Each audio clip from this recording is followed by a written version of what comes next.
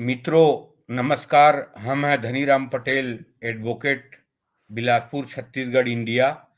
और आज एक बार फिर हमारे साथ जुड़े हुए हैं डॉक्टर इश्तियाक अहमद साहब, जो इंडियन सब कॉन्टिनेंट के नामवर पॉलिटिकल साइंटिस्ट हैं। और आज चर्चा के जो जो 3 करेंट अफेयर्स विषय हैं। एक, पाकिस्तान में चुनाव इलेक्शन के लिए केयर टेकर जो गवर्नमेंट बनी थी 3 माह के लिए, उसके बारे में चर्चा करेंगे। और डॉक्टर साहब का व्यू लेंगे जो 26/11 के मुंबई अटैक हुआ था, टेररिस्ट अटैक, उसके बारे में। और एक व्यू लेंगे डॉक्टर साहब का नीदरलैंड के इलेक्शन में जो अभी हुआ है, परिणाम आया है, उसके बारे में। तो पहले मैं निवेदन कर दूं आप सबको कि मेरा चैनल DR पटेल को भी लाइक सब्सक्राइब करें।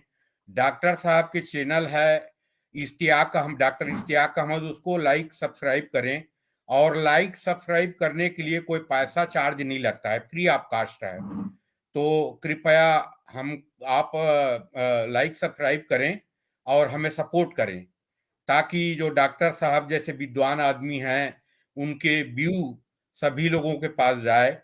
और ये सिर्फ हमारे सपोर्ट के लिए है। तो डॉक्टर साहब, सबसे पहले जो पाकिस्तान के कॉन्स्टिट्यूशन है उसके अनुसार चुनाव के कार्य जो टेन्योर खत्म होती है असेंबली के, तो चुनाव के लिए 90 दिन के लिए निगरान सेटअप बनती है, केयर टेकर गवर्नमेंट बनती है। वो 14 अगस्त तक के काकड़ साहब प्रधानमंत्री बने थे और निगरान हुकूमत बनी थी। और अभी 3 महीना से अधिक हो गया, ना तो कोई चुनाव का डेट आया है, ना चुनाव की अभी निकट भविष्य में एकदम जल्दी संभावना दिखती है। तो डॉक्टर साहब पहले इसके बारे में बताएं आप। पाकिस्तान में कॉन्स्टिट्यूशन में क्या लिखा हुआ है और अमलन क्या होता है, जी उसके अंदर ज़रूरी नहीं कि कोई वो क्या कंपैटिबिलिटी हो। पाकिस्तान जी की जी कॉन्स्टिट्यूशन तो है, लेकिन उससे उसको एक तरफ छोड़ के कई बातें हो जाती हैं। तो ये 3 महीने वाली भी बात अब सामने आई है। मैंने इस पे सोचा नहीं था, लेकिन आप बता रहे हैं तो वाकई 3 महीने हो गए हैं। जी जी लेकिन इलेक्शन की एक डेट बताई गई थी, मेहल फरवरी की एंड में कोई डेट थी। जी जी उसके जी ऊपर दोबारा ज़िक्र नहीं हुआ। जी लेकिन इनको एक्सटेंशन वो दे देंगे कि भई जब तक इलेक्शन नहीं होते फिलहाल। कुछ लोगों का ख़्याल है कि इस तरह ही ये करते जाएँगे जब तक इनको यकीन ना हो जाए कि जैसा वो इलेक्शन करवाना चाहते हैं वो मुमकिन हो या ना, या हो तो तब वो करवाएँगे। मतलब ये लोगों के ज़हन में ख़्याल है कि nobody is serious about this unless they win the election the way they want. जो यहाँ की एडमिनिस्ट्रेशन है, जी जी जिसे कहा जाता है एस्टेब्लिशमेंट और डीप स्टेट, और जो तो इस किस्म की चीजें हैं पाकिस्तान में। ये अक्सर होता रहता है। कॉन्स्टिट्यूशन कुछ कहती है, हुकूमत कुछ करती है, और कभी कोर्ट्स एक रूलिंग दे देते हैं। देखे ना, नवाज शरीफ को हमारी कोर्ट्स ने ही वो करप्शन चार्जेस पे क्रिमिनल करार दिया। अभी जी उन्हीं जी कोर्ट से उनको क्लियरेंस दे दी है। जी जी जी तो इमरान खान को अब पकड़ लिया है और उसके बहुत इल्ज़ाम लगे हुए हैं।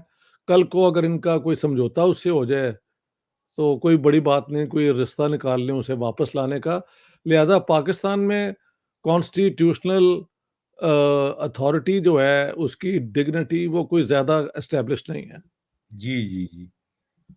तो डॉक्टर साहब, मैं अभी 3 महीने पहले देखा था, एक पाकिस्तानी रुपीस का पर डॉलर कीमत था ऑफिशियली 300 और अनऑफिशियली 350 था।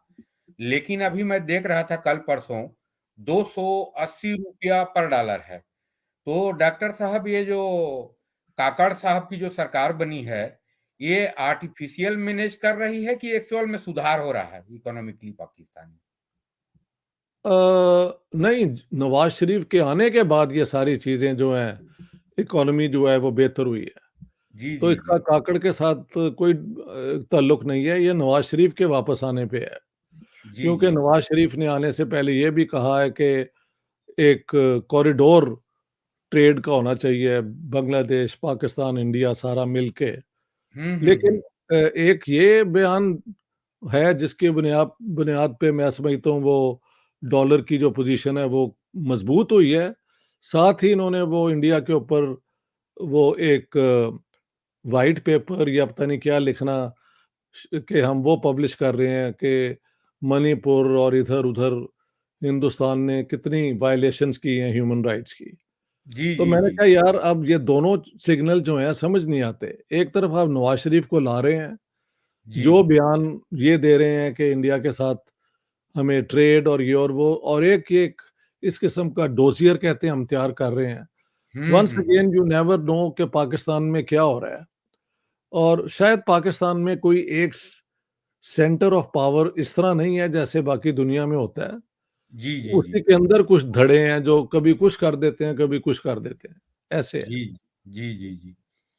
तो डॉक्टर साहब ये जो 26/11/2008 की जो टेररिस्ट अटैक थी जी। बॉम्बे में और उसकी भारत सरकार का कहना है कि लश्कर-ए-तैयबा ने कराया था, डोजियर भी दिया था। हुँ। तो इसके बारे में डॉक्टर साहब आपका व्यू बताएँ डॉक्टर साहब?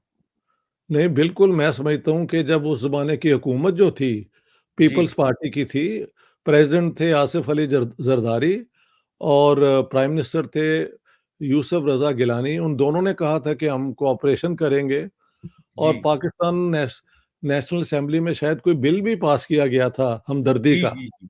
जी, जी। जी। और लेकिन बाद में वही जो डीप स्टेट है, उन्होंने कहा बिल्कुल नहीं, कोई कोऑपरेशन नहीं, कोई कुछ नहीं होगा।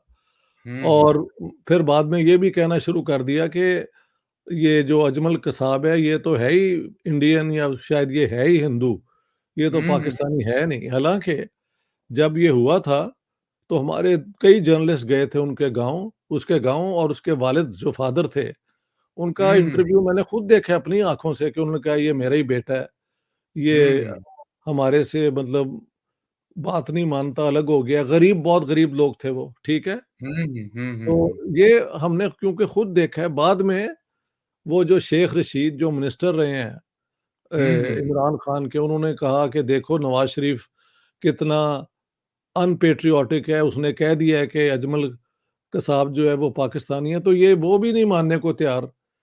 तो हुँ, हुँ, हुँ। वो पाकिस्तान की इस किस्म की हरकतों से ये है मैं पर्सनली समझता हूँ कि जी। पाकिस्तान को कोऑपरेट करना चाहिए और जिस बंदे के ऊपर ख़ास तौर पे ये केस बना है, लखवी या क्या नाम है और 1-2 हुँ, और हुँ। हैं, हुँ। उनको इंडिया को देना चाहिए ताकि उन पे एक प्रॉपर ट्रायल हो सके। हुँ, हुँ, हुँ। लेकिन वो नवाज़ शरीफ कह रहा हूँ, मुशर्रफ ने एक दफ़ा कह दिया था, we do not surrender Pakistani citizens. Hmm, hmm, मसलन जो हुँ। अमेरिकन्स थे वो चाहते थे, वो जो पाकिस्तान के father of the nuclear bomb हैं, डॉक्टर क्या नाम था उनका? अब्दुल कादिर। जी, हाँ, कि उनको आप कादिर कादिर जी। क्या नाम था? कादिर ख़ान, कि जी। उनको वो आके तो इंटेरोगेट करना चाहते थे, तो उसने कहा कि ये मुमकिन नहीं है। हुँ, और हुँ, हुँ। 13 दिसंबर 2001 को जब पार्लियामेंट पे इंडियन पार्लियामेंट पे हमला हुआ है, तब हुँ, भी हुँ। ये नहीं हुआ। तो अब ये लखवी को देंगे उन्हें इंडिया को या नहीं, कम से कम ये कहते हैं कि हमने उसे हाफ़िज़ सईद को अंदर कर दिया 30 साल के लिए। कुछ लोग कहते हैं जी ये सिर्फ़ दिखावा है, हुँ, उसका हुँ। असर अब यस। भी है, उसकी अभी so we don't know actually Pakistan में हो क्या रहा है। हुँ, हुँ, हुँ। हुँ। जी। मैं खुद गया था उस ज़माने में इंडिया और जी, मैंने जी। वो सब जगह देखी जहाँ पे इन्होंने हमले किए और इतना नुकसान पहुँचाया और मुझे बहुत शर्म आई और बहुत दुःख हुआ, हुँ, क्योंकि हुँ, हुँ। उसमें बिल्कुल निहत्थे लोग मारे गए थे। हुँ, हुँ, हुँ। तो दैट्स इट। डॉक्टर साहब मैंने अभी जितना देखा हूँ, हुँ। पाकिस्तान के कोई थिंक टैंक, कोई जर्नलिस्ट आप जैसे मने जो व्यू रखते हैं, क्रिएटिव व्यू बोलना चाहिए इसको, क्रिएटिव व्यू। तो वो ऐसा कोई नहीं बोलता, इस चीज़ को स्वीकार ही नहीं करता कि हाफिज़ सईद उसमें लश्कर-ए-तैयबा शामिल था। नवाज़ शरीफ ने खुद इंटरव्यू में बोला कि मुझे हमने ये पता है। गलत किया था। जी। जी, जी। और लेकिन इस पाकिस्तान में मैंने बताया ना ये ऐसे ही होता है और मैं जी, क्योंकि जी। बाहर रहता हूँ तो मेरे लिए आसान है ये कहना। जी, जी, मैं जी। अगर जाके वहाँ रहूँ तो शायद मेरे लिए भी मुश्किल हो जाए। तो मेरी बिल्कुल एक सही। और वजह है कि फ़िलहाल तो मैं बात कर देता हूँ और लेकिन पाकिस्तानी डीप स्टेट को भी पता है कि ये जो बात करता है बोलता सच है। तो सच के सामने अल्टीमेटली सबको चुप रहना पड़ता है या ऐसे ही है। हाँ। जी, जी, जी। तो डॉक्टर साहब बीच में एक क्वेश्चन और ले रहा हूँ मैं इसी ये जो पाकिस्तान के चुनाव पे है, तो आपको लगता है डॉक्टर साहब कि चुनाव अगले 2-3 महीना में हो पाएगा? इलेक्शन, फेयर इलेक्शन हो पाएगा? कहते तो हैं कि हम कर लेंगे लेकिन फ़िलहाल कुछ वो इलेक्शन कैंपेन शुरू नहीं हुई। जी, जी, इलेक्शन जी। से पहले कैंपेन जो है बड़ा ज़ोर पकड़ती है, बहुत उसमें तो अभी तक तो कुछ नज़र नहीं आया सो वी डोंट नो। हो सकता है ये डिलेइंग टैक्टिक्स ही हों जो हम यहाँ से पाकिस्तान में अक्सर हो जाते हैं, जी, जी, जी। कि पहले ऐलान कर दो फिर आगे क्लासिकली वो जनरल ज़िया ने कहा था विदिन 90 डेज़ और फिर वो 11 साल तक पाकिस्तान के रहे रूलर, तो ये तो हो जाता है पाकिस्तान में। जी, जी, जी। तो डॉक्टर साहब लास्ट जो अपना ये है डिस्कशन है, ये नीदरलैंड के अभी इलेक्शन पे है। हुँ। नीदरलैंड में डॉक्टर साहब 1 करोड़ 70 लाख की पॉपुलेशन है। आप तो वहाँ रहते हैं स्वीडन में, आप सबको मालूम है। जी, लेकिन जी। मैं व्यूअर्स के लिए बोल रहा हूँ। और वहाँ 5% मुस्लिम लोग हैं। जी। लेकिन अभी जो ये बिल्डर्स जो फ्रीडम पार्टी के चुनाव जीते हैं, माने मेजॉरिटी नहीं आई है, सबसे लार्जेस्ट सिंगल लार्जेस्ट पार्टी है। जी, जी। तो इसको इसको यूरोपियन यूनियन में क्या रिएक्शन देख रहे हैं डॉक्टर साहब? मतलब खासकर मुसलमानों के खिलाफ कहनी चाहिए। और इनकी जो स्पीच था अभी इलेक्शन कैंपेन में, वो भी एकदम इस्लाम के विरोध में था, इसका बिल्डर्स का, फ्रीडम पार्टी के जो लीडर है। तो डॉक्टर साहब ये क्या रिएक्शन देख रहे हैं यूरोप में आप? देखिए, ये सिर्फ़ नीदरलैंड्स में नहीं है, ये स्वीडन जो एक ज़माने में सबसे ज़्यादा लिबरल मुल्क था, जी, वहाँ पे परसों जी, 2 दिन पहले रात को मैंने देखा यहाँ की जो एंटी मुस्लिम पार्टी है, जो नंबर जी, 2 है पार्लियामेंट में, जी, नंबर 1 नहीं नंबर 2 जी। उसके पास सीट्स हैं।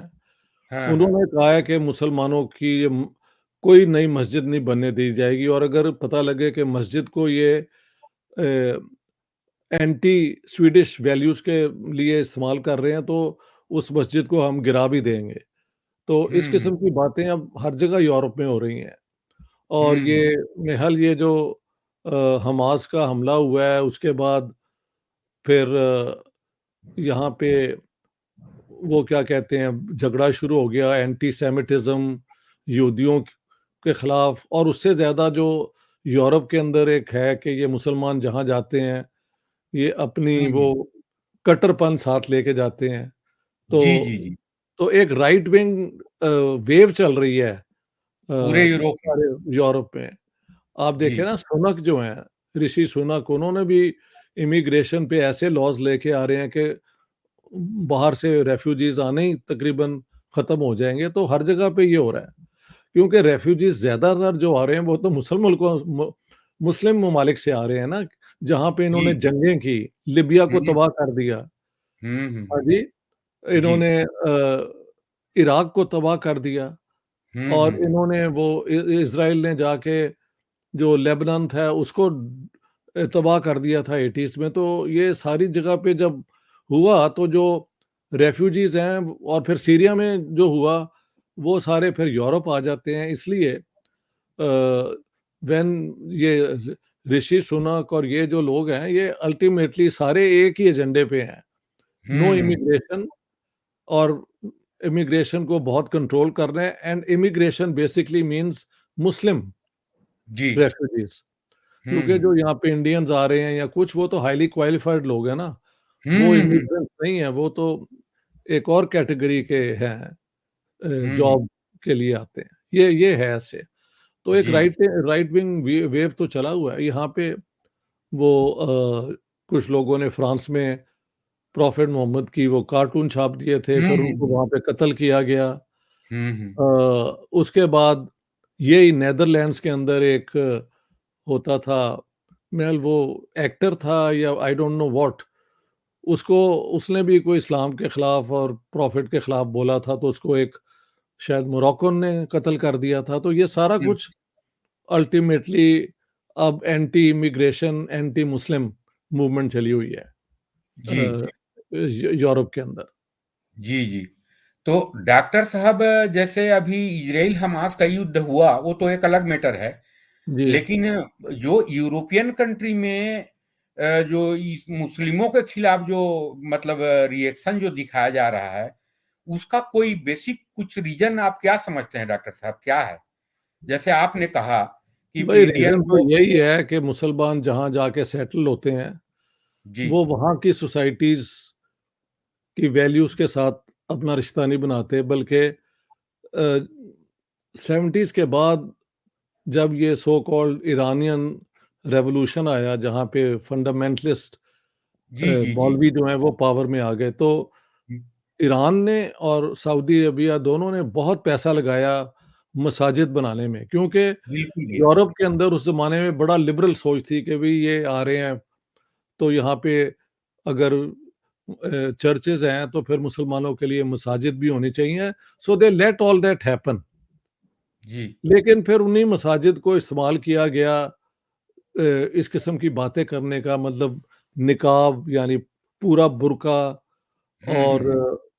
कि हम ये नहीं करते, हम वो नहीं करते, हमारे बच्चे जिम्नेज़ियम में नहीं जाएँगे, लड़कियाँ जो हैं वो स्विमिंग नहीं सीखेंगी, स्विमिंग पूल्स में एक दिन मर्दों का करो, एक दिन औरतों का करो, यहाँ पे सारा मिक्स्ड ही होता था। हुँ, हुँ, हुँ।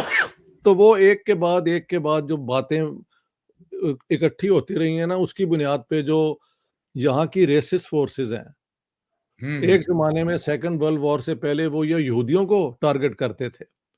अब हुँ, हुँ, हुँ। यहूदियों के लिए उनके हाँ, सिम्पैथी हो गई है, और जी। मुसलमानों के लिए अब ये नफ़रत हो गई है, ये मसला जी, जी, जी। है, ऐसे है। जी, डॉक्टर साहब, मैंने देखा कि जी, यूरोप के, चाहे वो माने पोलैंड को छोड़ दें, जी। जर्मनी हो, फ्रांस हो, ब्रिटेन हो, हॉलैंड हो, नीदरलैंड हो, जो भी हो, ऑस्ट्रिया जो भी हो, हर जगह मुस्लिम पॉपुलेशन 5 से 10% हो गया है। नहीं, और 10% तो कहीं नहीं हुआ। जर्मनी, ये जर्मनी में नो, सर। नो, जर्मनी में महज़ 5 से 6% ही है। जर्मनी में भी 10% तो कहीं नहीं है, नॉट एट ऑल। अच्छा, अच्छा। हाँ, हाँ, ये नहीं, नो। जी, जी। तो मैं ये दोबारा चेक कर लूँगा, मुझे तो यही पता है कि 5% के इर्द-गिर्द है, अगर 10% हो गया तो मैं चेक करूँगा, बट आई जी, डोंट जी। Think so 10% would be very high number, no. मैं गूगल में देखा हूँ सर आज, तो एक हो सकता है गलत होगा, बिल्कुल सही बोल रहे हैं आप। नहीं, वहाँ वो कह रहे थे 10% हो गई है, जर्मनी में। हाँ, जर्मनी में। हाँ, हो सकता है, ये जो सीरियन आए हैं ना, हाफ अ हाँ, मिलियन, बिल्कुल, बिल्कुल। हो मोरक्को, सकता है। सीरियन और ये जो सब आए हैं, जी, हो उससे हो सकता है, गया है। हो गया है, हुँ, हाँ। हुँ। यूके में तो अभी तक 4% ही है, मुझे पता है, हाँ, हाँ, और हाँ। फ्रांस में शायद 5% है या कितना इतना है। स्वीडन के वहाँ अंदर भी भी अब फ्रांस में भी 5-6% हो गया। 8% दिखा रहा है। अच्छा, फ्रांस में भी आजकल ना इंक्रीज़ हो गई है, ठीक है। अब जी, ये जी। चाहते हैं कि इसको रोका जाए। जी, जी, जी। तो इलेक्शंस में अब जो रिज़ल्ट आ रहे हैं, तो जो parties anti immigration, anti Muslim हैं, उनको ज़्यादा सीटें मिल रही हैं। सो जी, जी। नीदरलैंड वाहिद मुल्क नहीं है, बाकी भी हैं। ब्रिटिश जी, जी। कंज़र्वेटिव पार्टी भी वही रोल प्ले कर रही है ना, जो ये ओपनली एंटी इमिग्रेशन पार्टीज़ हैं। जी, जी, जी।